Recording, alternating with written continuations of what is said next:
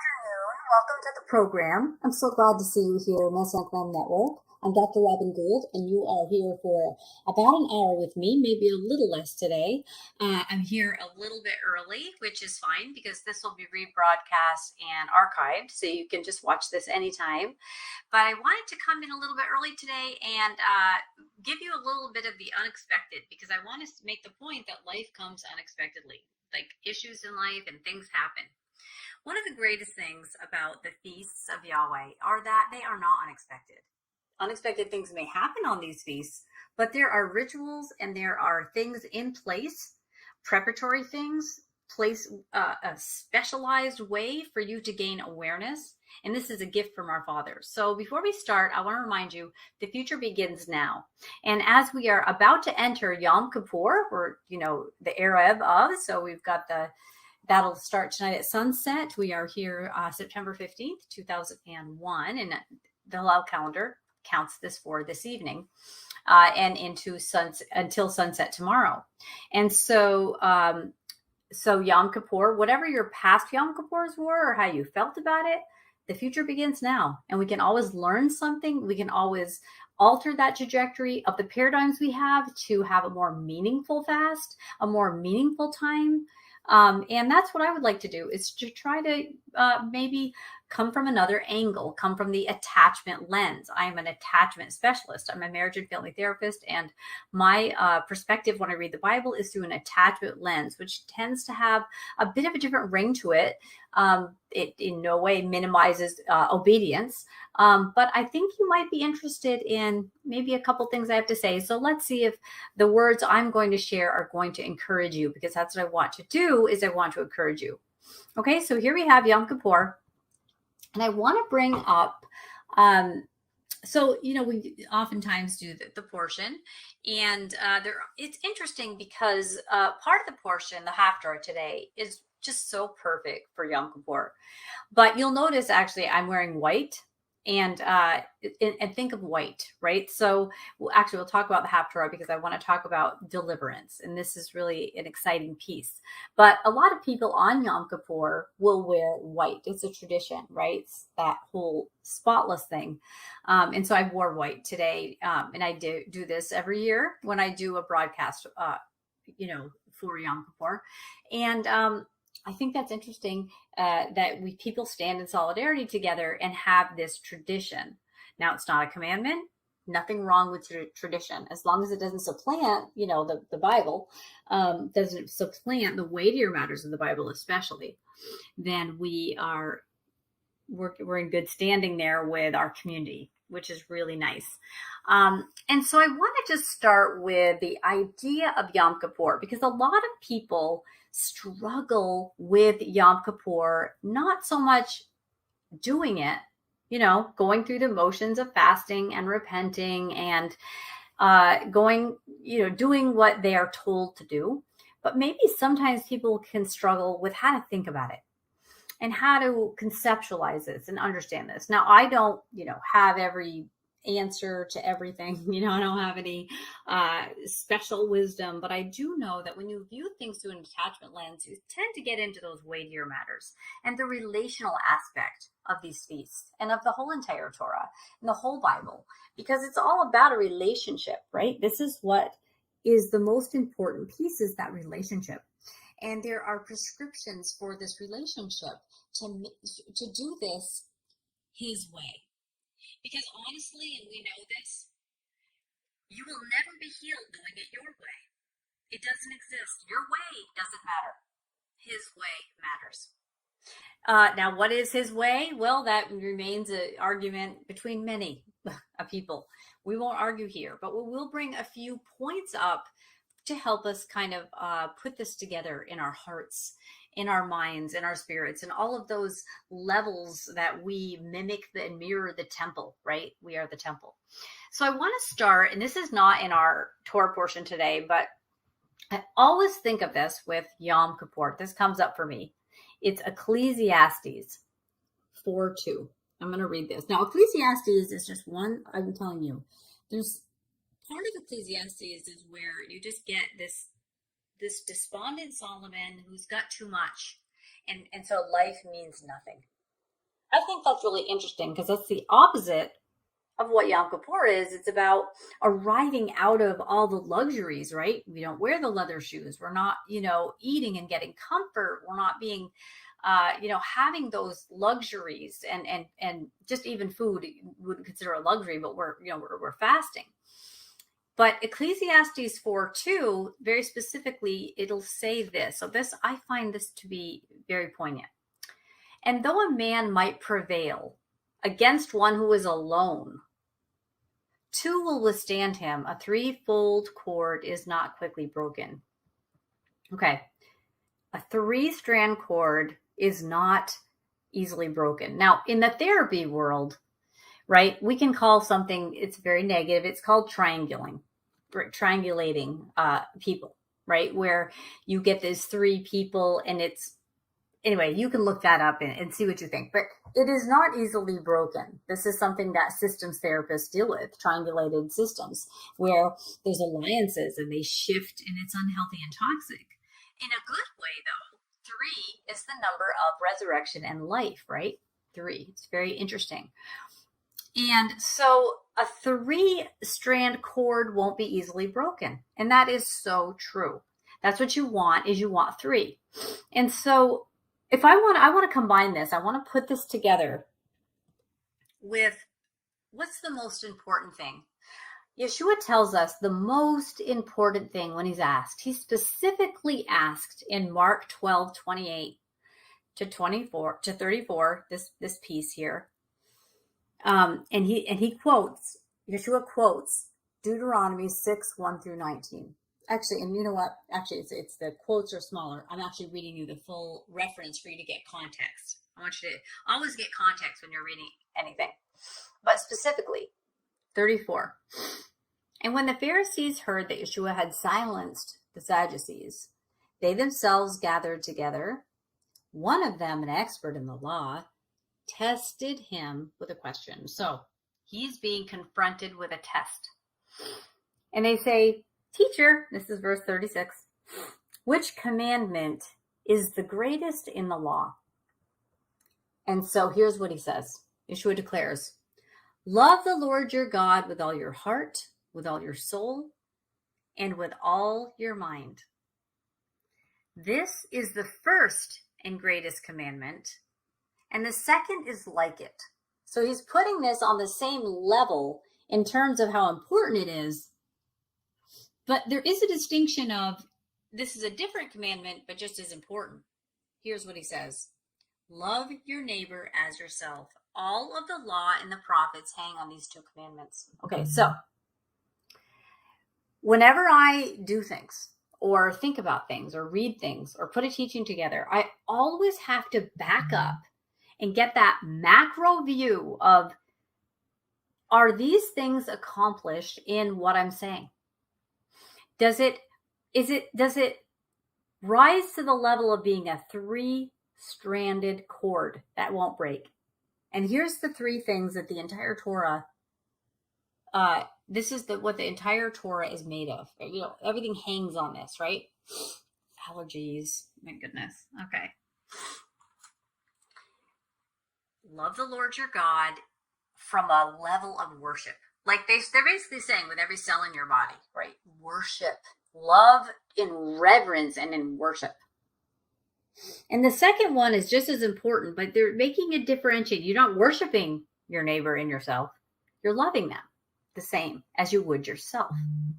Now that doesn't rise to the level of worship, but it's as important in terms of executing it as you're told is living going to the point of worship with every part of you.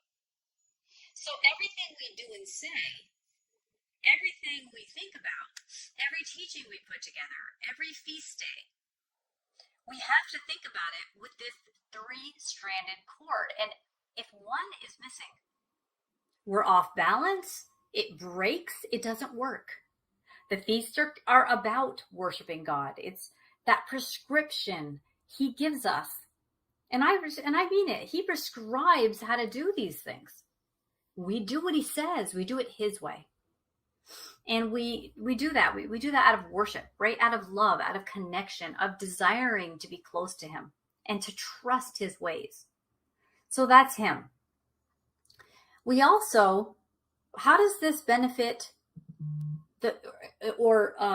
fulfill the commandment to love your neighbor as yourself? Well, the feast has to do both of those things as well. After you've worshipped and you're reverent, and that actually, it's not after, it's while, right? Then you're to love your neighbor and yourself at the same time. So what does that look like in a feast? Well, we're prescribed. We sometimes fast. And on one of our feast days is a fast day. We're feasting on something else. Redemption, right? And affliction is a gift. Not in an aesthetic way, like the Colossians, not talking about that. But we'll talk more about this. And to love yourself. And what does that mean? It means to love yourself personally, I believe, is to know your identity. And if you know your identity, you can't help but love yourself, because you'll know that the Creator made you. And because he is the good I am, and he is good, you can trust. Loving yourself is not bad. You were created by the Creator. You are the created. You are what he's proud of, right? Now, we don't always make him proud by our actions. Other people don't always make us proud or him proud, right? So we know we need this day to file bankruptcy. And I do see Yom Kippur in that way. It is the day to file bankruptcy. And I was chatting with some women last night about this. I was on the Rooted Cafe, and they do this thing called Tuesday Talk. I think you'd enjoy that if you want to look up the Rooted Cafe, ROOTED KAFE. Check that out. And we were just chatting with a bunch of ladies about this, and we're talking about the idea of Yom Kippur is so important, that we run toward the Father with our debts, not from him. And Yom Kippur corrals us in this way, right? So when we think about Adam and Chava in the garden, right? When we think about that, what did they do? Well, that's the first story in the Bible about humans and how they act and what they do and why everything is the way it is. And that is the first story which tells you, base all your thinking on this story about people, because this is going to be your tendency, because people are people. People are people, right? So what did they do? They wanted to be like God. Now that does not accomplish all three of these things. Worshiping him, loving your neighbor as yourself. This is trying to be him. This is competing with him. This is trying to be him in their lives. And they demonstrated that in more than one way. Not only did they want to be the judge, to eat off that tree of the knowledge of good and evil, where they would think, well, this will make me qualified to judge others. Let me tell you, we know we will never be qualified to judge others in this human experience, right? Never. But she got deceived. And here's the thing. The deception wasn't the big part to me. It was what she did. It was where she said to herself, and I'm picturing what she's thinking, I could just be me, the way I was made by my Creator, or I could disobey him and notch it up a bit and be like him, and then I can be a judge.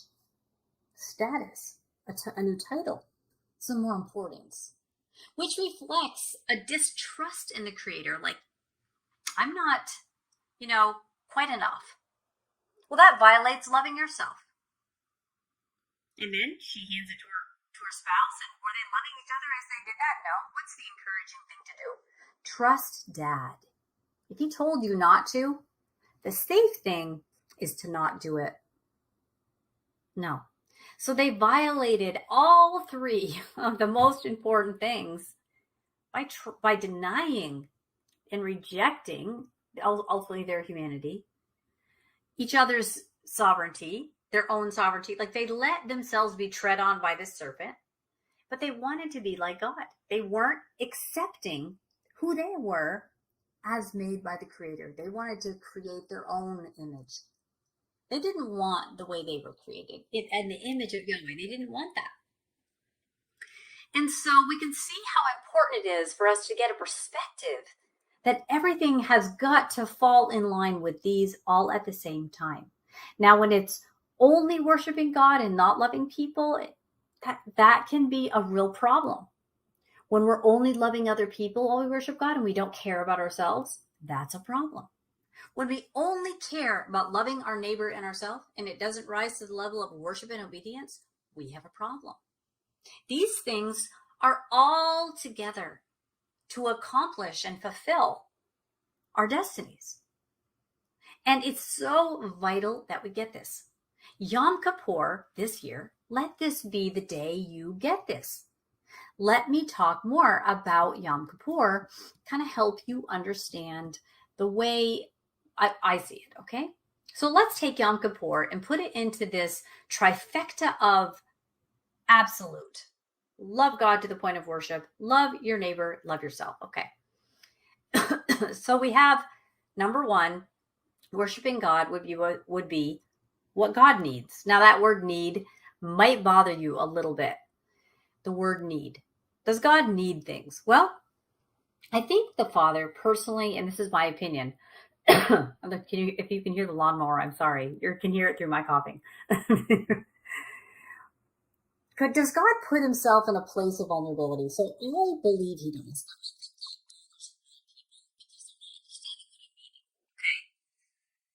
The joy of the Lord is our strength. You hear me say this all the time. Joy. Now, I don't believe, and I'm a human and don't know what God knows, but in my human experience, joy is not something you can extract and solicit and then still be happy, right? Like, joy comes from something other than you. Right? You get joy. You receive joy. Joy is generated in you based on something. So personally, I believe the Father needs, and in his way of needing, which is not the same as a human being's way. Okay, because we are not like God. We are created by God. So keep this in mind. We revere, which is to fear. We trust. We worship him. We don't declare things in his name and tell him what he's going to do. We don't talk to him that way. Okay, we know. Yes, we will invoke his promises, but that's different. We are respectful, and it doesn't mean we don't wrestle with him. That's in your private prayer closet where you're working through all this stuff. But this idea of God needing, God being vulnerable, God putting him in a position to want something that he's not in control of. Now, is he omnipresent? Yes. And is he omniscient? Yes. I believe he made himself into that position. Could he reverse it at any time? Of course, I'm sure God can do anything. But I don't believe he put himself in a position to have a bunch of robots so that when they came to his feast, robotically programmed, he was like, yay, I'm joy, I am joy, right? That's not what joy is. Now, I'm a human and I don't know everything, but we're not robots. Predestined doesn't mean pre-programmed. We are offered a destiny we can reject. And when we don't reject that destiny, because we're strong, in the identity he gives us, he has joy. Very simple, but profound, right? Now, when Adam and Hava hid themselves, right? So they ate from the tree. They saw they were naked, and they hid because they were ashamed. And the word ashamed is confounded. And you've heard me say this probably at least 30 times, right? Maybe more. I've been doing this a long time. They were hiding. So he comes to them, kings in the field, right? And he storms in. Actually, the word there is like he's going in to take what was his and what is still his. But they what are they doing? They're not running forward toward him with their debts, wailing for dad. They're hiding because they were confounded. I think what they were confounded about was their identity. And if they're confounded about their identity, which would be children of God, covered by God, protected by God, safe when they run to God with their failures, when they fail at that, they don't trust him. That denies him the glory of that he deserves. That he made human beings. And he is enough, more than enough. He's everything to take care of them and redeem them. And his goal is to restore all things. He tells us that's his objective. Our objective is to love God with everything to the point of worship and to love our neighbor as ourselves. That's what we do. And then, that's the title of the book. And then there's the index and how to do that. And he tells us how to do that. Here's how to love your neighbor. Here's how to love yourself. If you do this for your neighbor, then don't. But Yom Kippur comes around and we walk into affliction. So a lot of people feel like, okay, so I'm being punished for sinning. No. Nope. We are not on the stake. Remember, that was done by someone else. However, we do have to bring our debts forward. Actually, let me rephrase that. We get to bring our debts forward and to lay those on the altar, every single debt we have. File that bankruptcy. We come with humility. It's afflicting to file bankruptcy. We're humbling ourselves and saying, I have brought debt upon myself. I cannot pay it, but you can. And I'm sad because I did X, Y, Z 100 times. Over and over. I did this. I did this. I hurt this person. I failed in this way. Okay. Even beyond that, Yom Kippur is a sober, somber, melancholy time in a lot of ways because, we cry out like wailing animals for like this earth and its toxicity and the pollution, the moral pollution, the sadness. Like we get in touch with those threads of that pain, right? That we could never feel to the extent that he does. He made everything, made each person. And each time a person violates this relationship with him, it's hurtful. We get in touch with the damage and destruction of war, of selfishness, of cliques, of fakeness, of our false selves, all the things I talk about all the time, right? This isn't something we just talk about once a year. This is our daily life. Well, our daily life every year culminates to a point of bankruptcy. And so, we don't like to look at our debts all the time. Do you ever get bills that you feel like you can't pay or you don't think you have enough money and you're just like, you just kind of put it aside. You're like, I will look at that later. I can't even look at that right now. And this is the opposite of that. This is where all these debts, because when you file bankruptcy, you go in and there's a judge, right, in the court. And there's rules around, you have to bring in every debt in paper, right? You bring it. And anything that's included that you brought in will be covered and you will be debt free. So you don't want to leave them hidden all around where you just were like, I didn't want to look at that. No, in fact, you pull them out of every corner, under every book, under every coffee table, everywhere that you stuffed them so you didn't have to look at them. And you pull them out. And there's a lot of them, right? There's a lot for me, not going to lie. A lot of stuff, right? And I'm just finding all these papers everywhere and I'm just putting them in this basket. And it's like so heavy and I'm taking several trips, right? When you bring this forward and you're just crying as you go, like, look what I've done. The idea isn't that you're condemning yourself. You don't have that power. You're not the judge. You're bringing this to the judge to get relief. Because he's saying to you, today, you humble yourselves and and this is good. You trust me to humble yourself and you bring the debt that you've accrued to me. And what you're saying to me is, you are enough to cover all my horrible debts. When we think he isn't, we rise up to a standard above him. What? He's not enough. We don't even realize we think this way. But when we gather together our debt, we just start throwing it in and it starts piling up and we realize how many trips we have to take. And the more we like, oh, that's right, I even have this debt, like, oh, in my glove box, I got to go out to the car. I stuffed them in there. Oh, I left some at my mom's house. I ripped some up and threw them away, right? Some stuff's under the blood. I can't bring you a hard copy. So Yom Kippur is a big day. We get to be afflicted. We get to get in touch with that melancholy. We get to know, maybe even for a second, just one little second even, just like all the blood crying from the ground because blood has been spilled. We are afflicted for us. We're afflicted for the Father. We're afflicted for our brother.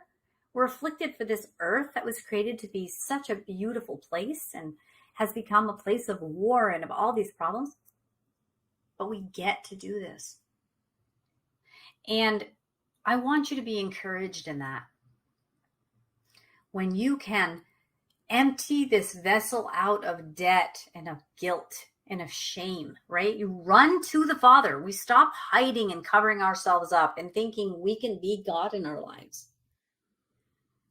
Yom Kippur isn't about punishing you. It's about liberating you. And it's about us demonstrating our trust of who is our deliverer. That's the Haftarah, Samuel, this week. Read it. He delivers you. You don't take fig leaves from creation to cover up yourself, to find out who you are because you're confounded about who you are. Yes, we do that every day. We erect these false selves, whatever that might look like for you, and I have a bunch. And what are we doing? We're denying who we are, made in the image of God. We're denying who God made us to be. Therefore, we're weak. Where's his joy? There's no joy in that for him. When you are false, when you are not you, you are all of the ways that we are false, bossy and controlling and addicted and unkind and impatient and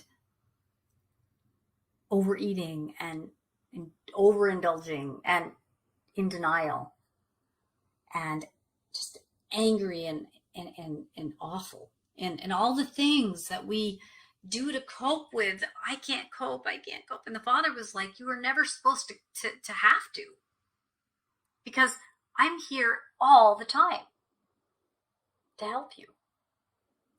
And we forget this. And we pile on these coverings. We put all these coverings all over ourselves.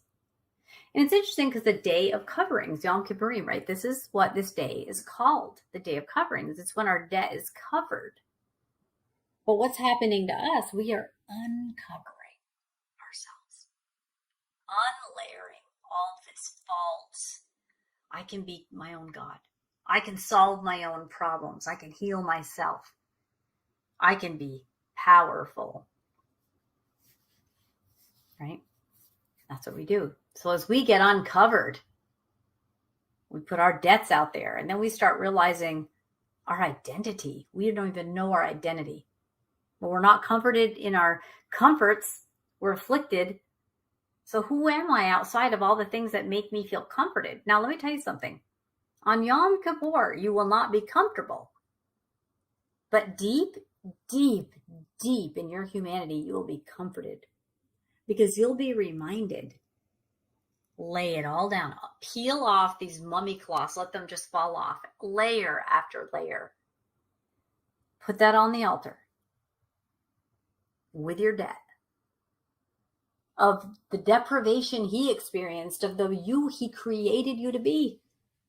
Well, we went off and tried to be him in our life.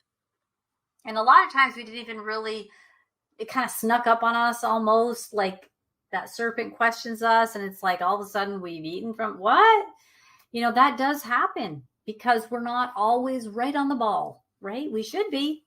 We can be, but can we? I don't know, because nobody's perfect, not even one. Nobody is completely innocent, right? Nobody is.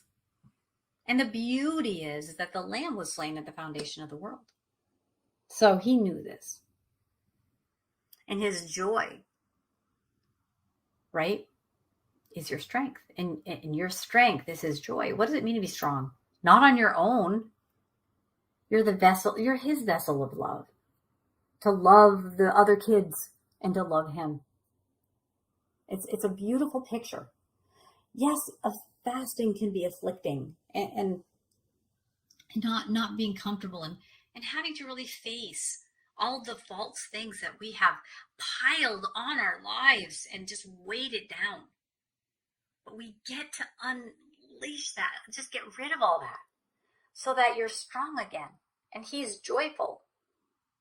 But it's this day where heaven and earth meet for that period of time. It's like this time portal of like, here's me and here's you. And the chasm between us will never be, because there's always a remedy.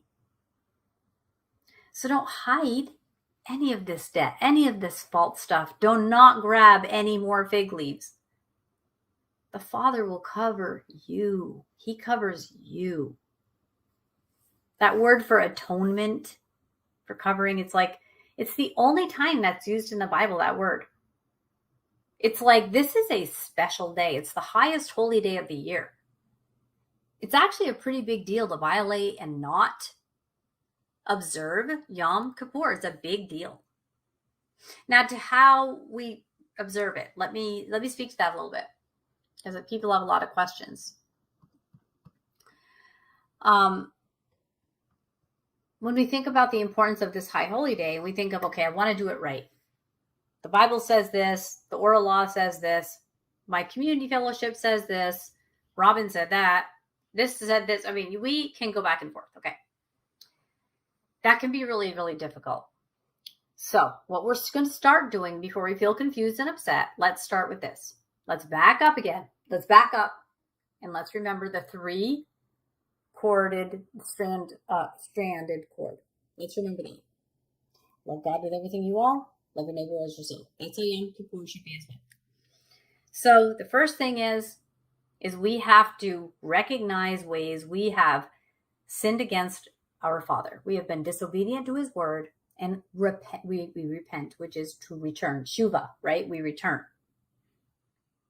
We return, right? So when the Father came, he stormed in and they're hiding. All they had to do was turn around and run this way.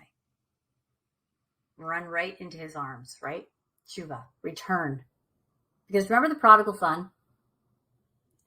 The older son's like, hey, I've been pretty good, and you're happy about the squanderer here? And the father says, wait a minute. If you really knew my heart, you'd know that nothing is above the joy I get when my children run back to their dad, where they're safe and we're together. Like, that's what he wants. So the first thing is, in our macro view here, what does God need? He needs us to approach him in affliction and humility, to say, yeah, we get that. We did not do that right. We sinned against you. And then that goes into, as we're repenting and returning for disobedience, how that's extrapolated into offending and hurting and harming others, right? We have also violated that. We've gossiped. We've been jealous. We've neglected others. We've let others walk on us. We have not even wanted the best for our brother, right? We have all done this. And then that goes into ourselves, like about loving ourselves. And I touched on it just a sentence ago. We've allowed people to intrude on our sovereignty. That is only a place for the Creator. He is our covering, and we have allowed people to push us around. And because we didn't want the drama, and I'm the first one to say, I have gone through that. I don't want the drama. I just let it happen. And then what do? I'm resentful. That's not loving my neighbor or myself. But loving myself is a commandment, and my sovereignty of what I'm accountable to and responsible for and get to have by him, what he instituted in me, I have to guard it and protect it like they didn't do in the garden. It's all about identity, my friends. If you know whose you are, you'll know who you are. You'll be strong, and there's the joy of the Lord. You worship him in spirit and in truth. That's how we do it. Yeah. Sovereignty is not a new age topic. That's just getting sexy now. That's not what we're doing. We're going back to that ancient garden story where the father said, okay, just being this close to this tree has exceeded your ability to know your identity. So you're going to find yourself and me out as you toil in the soil. And because I love you, toddler, who doesn't know stuff, parent knows everything. It might look a certain way to you. You might think you're being punished, but you're being restored in the way that I restore. You don't get to tell me how I restore you. I tell you what to do. You do it. And that's how you're healed and restored. And it will look different for everybody on some level, right? So we're not comfortable on Yom Kippur, but we're going to be deeply comforted. And it's going to be weird because you have the king is in the field during this time of Elul, where this preparatory phase to kind of get reflective. Such mercy, right? Even before that awakening blast with the shofar on trumpets, right? We're like, wake up, right? Time to wake up. And then we have these 10 days of awe, which I'm going to say, if you haven't been experiencing awe, I don't know, because I don't know any of my friends or anyone I know or people in my circle that aren't like going through some awe right now. The earth is going through some awe. I mean, for sure, right? And it's hard. It's hard, particularly for the people that are more connected to those melancholy threads of the earth, the way that things happen. Like some people can they can kind of go along less impacted, and we need those people so things can run well. And then there's other people, I tend to be more on the sensitive side, where it's like really upsetting to just see how heating pad, and it's, I'm going to turn that down. But just to see how this earth is just kind of crumbly, just kind of in that place of like shaken, right? We're shaken. So some people just kind of are going to experience more of that shakenness than others. And that's not wrong. It doesn't mean some people aren't sensitive in the spirit and some people are oversensitive in the spirit. Stop judging. Walk on, my friends. Now, just have healthy relationships and healthy boundaries, and give as much as you can, and then stop when you can't give anymore. Okay? Love your neighbor as yourself. And so it's interesting because today in the portion, the Brit Hadashah portion that we've segmented out to read, it's interesting because it's John 6:26 through 35. And I think this is so perfect for this day of affliction of fasting, right? It's John 6:36, 35. And here's what it says.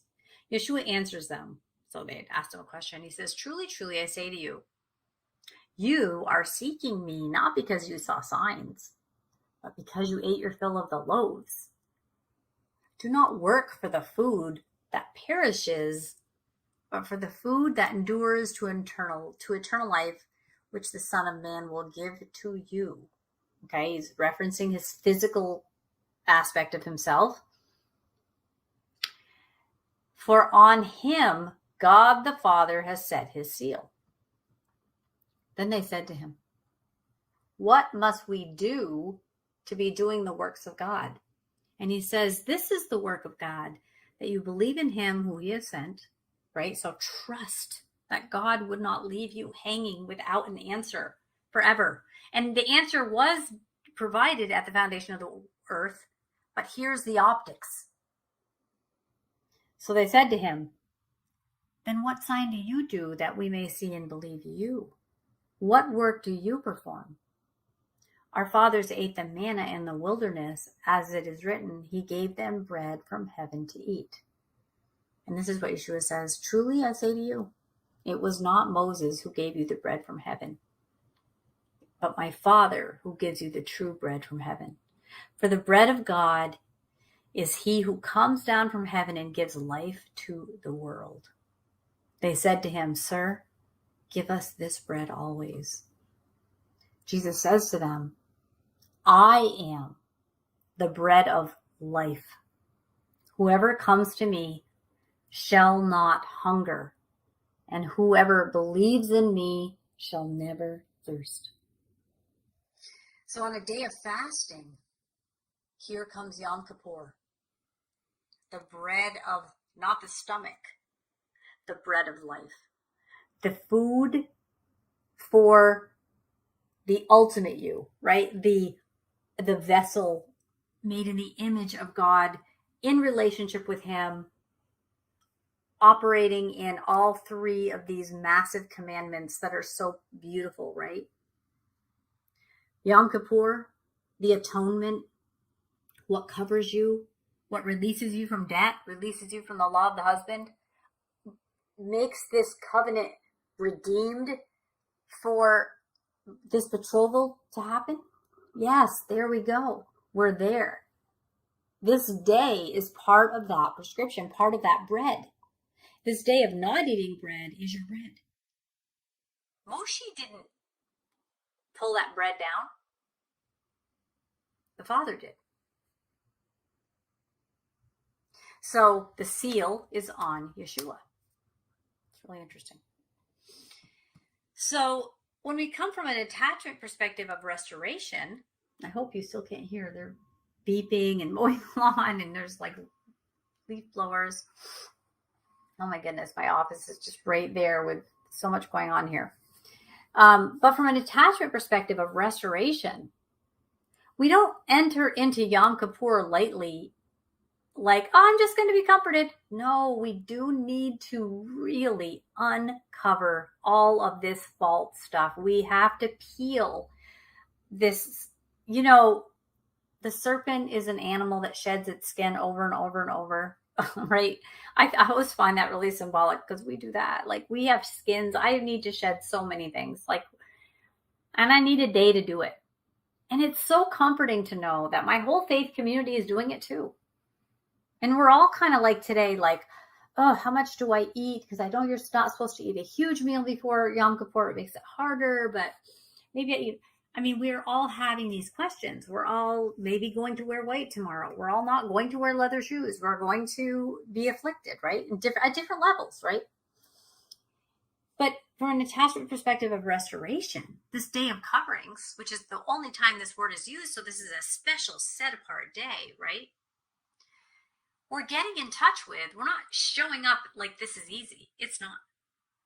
But we're showing up remembering that the big picture is to accomplish what everything the Torah is hinges on.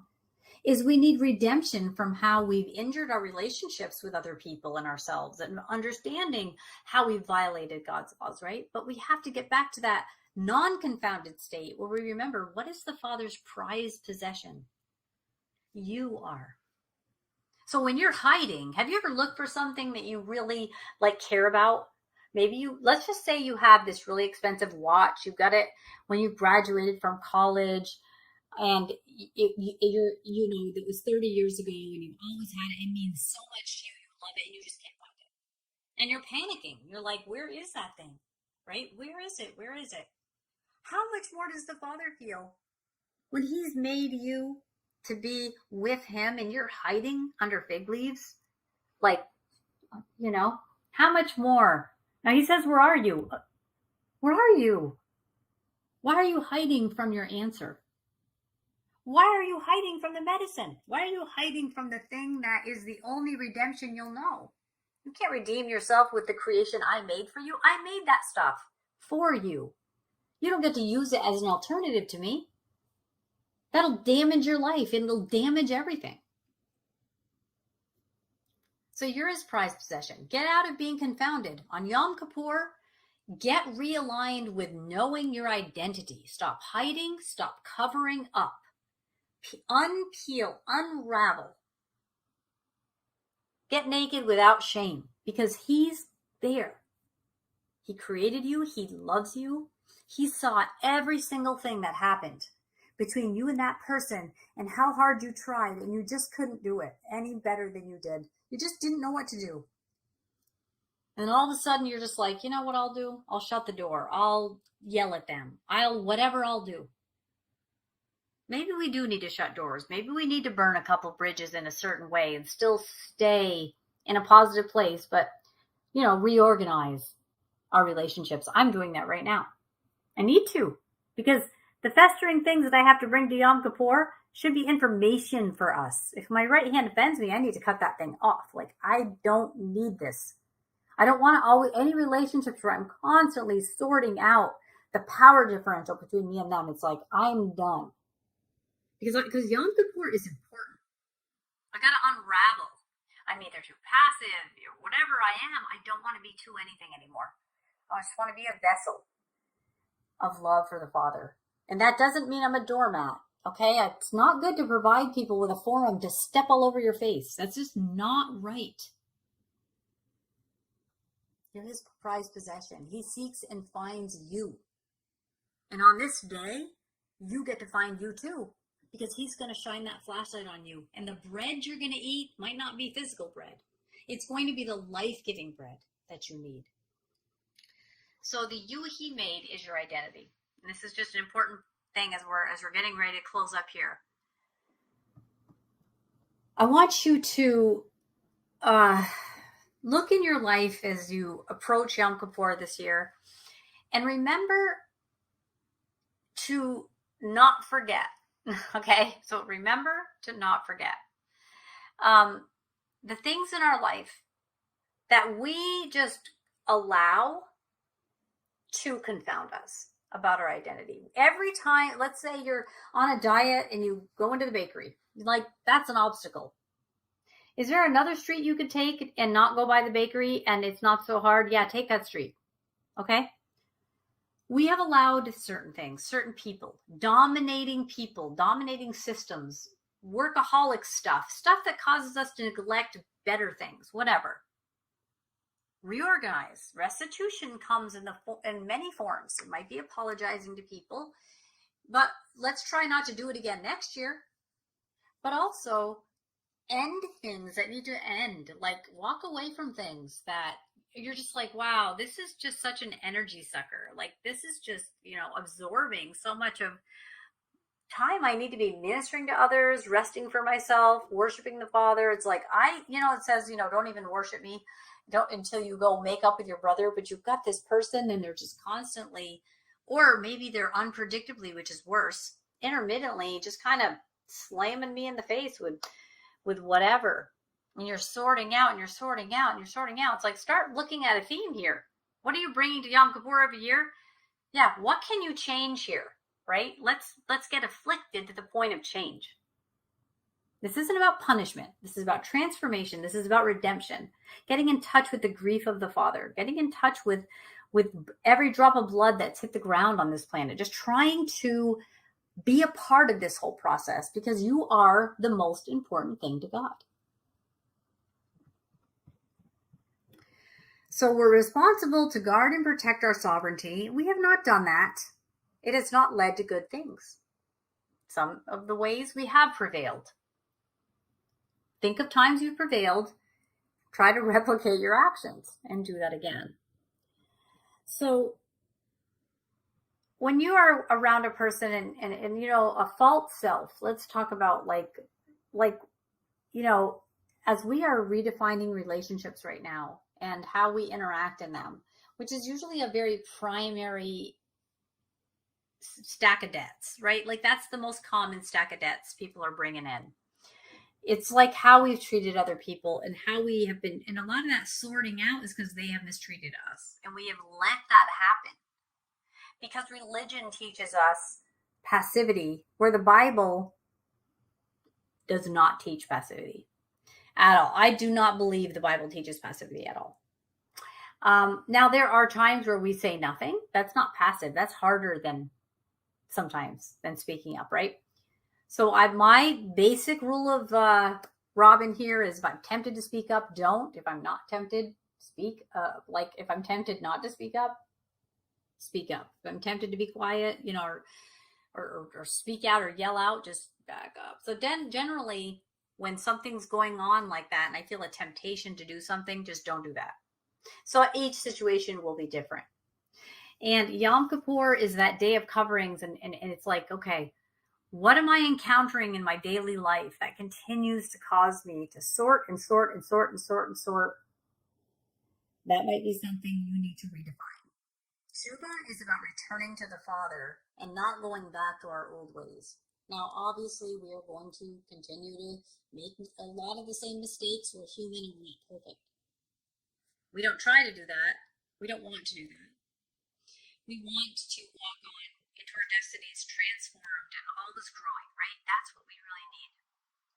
Yom Kippur is not a time you're backed into a corner to feel horrible. It's a time you get to approach that throne, into that very deep place, that Holy of Holies, right? And you get to bring your debts. You get to become liberated from that. You get to have this 24-hour space of time to uncover, unwrap, and get back to that kid that you are with God, right? And the more mature, the more like a kid you get, the more mature you are, because it's really mature to know what you don't know. And that's what kids just don't know stuff. But they have some instincts and they have love and they're cute. I mean, there's so many things about kids, right? But they don't think they can be their parent. And then they reach that age where they, Stephen Hawking should be carrying their bags as far as they're concerned. And I was never a fan. May he rest in peace. But I will say, because his belief system was discouraging to the creator, or to people about the creator. But what I'm saying is when kids reach that challenging age where they're always in competition, right? Yeah, right? It's always this interesting thing where they age out of that and then they have their own kids and they say, oh, I was so hard on you, Mom and Dad. And guess what? You were right. Like, that's really hard. Parenting is really hard. It hurts. Well, our Father is an emotional God, and he is not immune from pain. He has not let himself be immune. Or he would have no joy. He would have no joy. He would have nothing for him. Everything's his. But what would be for him? Right? He can't take your devotion. You give that. And he enjoys that. So Yom Kippur is something we get to do. Yom Kippur is something that we need to do. You will not be healed doing your own thing. You need to do his thing. Now, if you have a medical condition, I really want to address this because people get very upset. If you have a medical condition and you have to take, let's say, a medication that requires food, you can't go without liquids. You have a blood volume issue, or you struggled with sickness this year, and a 24-hour fast would be harmful. So remember this. You just do what you can do. Okay, so one strategy I know of some people can do is where they can't fast, right? They can't go without meals. They have to take medication, or there's some reason that they can't.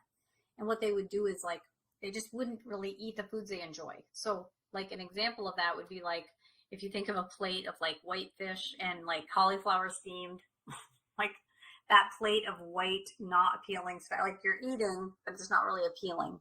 But you're still able to take your medicine and get nourished in the way you need to, still feels afflicting. So it's just an idea.